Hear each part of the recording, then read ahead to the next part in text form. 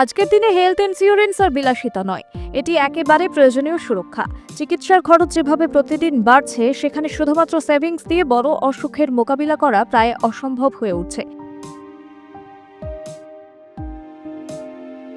কিন্তু প্রশ্ন একটাই, স্বাস্থ্য বীমার কভার কত হওয়া উচিত, কত দূর পর্যন্ত কভার নেওয়া বুদ্ধিমানের কাজ? বিশেষজ্ঞদের মতে আজকের বাস্তবতা বুঝেই হেলথ ইন্স্যুরেন্স নেওয়াই সবচেয়ে গুরুত্বপূর্ণ। বিশেষজ্ঞদের মতে ভবিষ্যতে চিকিৎসার খরচ আরও বাড়বে। সাধারণ চিকিৎসার খরচ হয়তো খুব বেশি বাড়বে না, কিন্তু একটু বড় চিকিৎসা, বিশেষজ্ঞ ডাক্তার বা আধুনিক পদ্ধতির চিকিৎসায় খরচ কয়েক গুণ বেড়ে যেতে পারে। আজকাল রোবোটিক সার্জারি, আধুনিক যন্ত্রপাতি, জীবনদায়ী ওষুধ, সবকিছুর দাম দ্রুত বাড়ছে। এই ট্রেন্ড থেকে মুক্তি পাওয়া কার্যত অসম্ভব। ফলে স্বাস্থ্য বীমার কভারেজ যেন যথেষ্ট বড় হয়, সেটাই সবচেয়ে জরুরি। Day care treatment, post hospitalisation খরচ, ওষুধ, ফলো আপ চিকিৎসা সবকিছু যদি কভারের মধ্যে থাকে, তাহলে রোগী এবং তার পরিবারের চাপ অনেকটাই কমে। তবে এটাও মনে রাখতে হবে, কভার বাড়ালে প্রিমিয়াম বা বীমার খরচ কিছুটা বাড়বেই।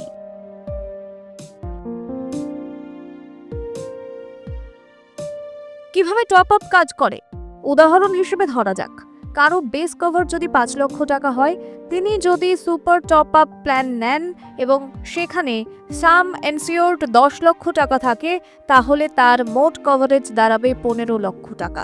অর্থাৎ বড় চিকিৎসার ক্ষেত্রে অতিরিক্ত সুরক্ষা পাওয়া যায়, কিন্তু তুলনামূলকভাবে প্রিমিয়াম অনেক কম থাকে।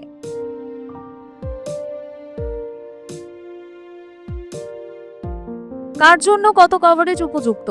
বিশেষজ্ঞদের দেওয়া সাধারণ গাইডলাইন অনুযায়ী, যদি আপনি তুলনামূলকভাবে তরুণ হন এবং স্বাস্থ্য ভালো থাকে, তাহলে ৫ থেকে ৮ লক্ষ টাকা কভারেজ যথেষ্ট হতে পারে।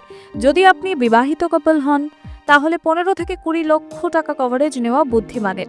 যদি পুরো পরিবারকে কভার করতে চান, তাহলে অন্তত ২৫ থেকে ৩০ লক্ষ টাকা কভারেজ রাখা উচিত। আর যদি আপনি সিনিয়র সিটিজেন হন, যেখানে ঝুঁকি বেশি, তাহলে ৩০ থেকে ৪০ লক্ষ টাকা কভারেজ মানানসই। তবে মনে রাখতে হবে, এই সংখ্যাগুলো একেবারেই আনুমানিক। প্রত্যেক ব্যক্তি এবং পরিবারের আর্থিক অবস্থা, স্বাস্থ্য পরিস্থিতি এবং প্রয়োজন আলাদা। হেলথ ইন্স্যুরেন্স শুধু কাগজের সুরক্ষা নয়, এটি ভবিষ্যতের আর্থিক নিরাপত্তা। বিশেষজ্ঞদের পরামর্শ নিয়ে সঠিক কভারেজ বেছে নেওয়াই সবচেয়ে বুদ্ধিমানের সিদ্ধান্ত। ব্যুরো রিপোর্ট, আর প্লাস নিউজ।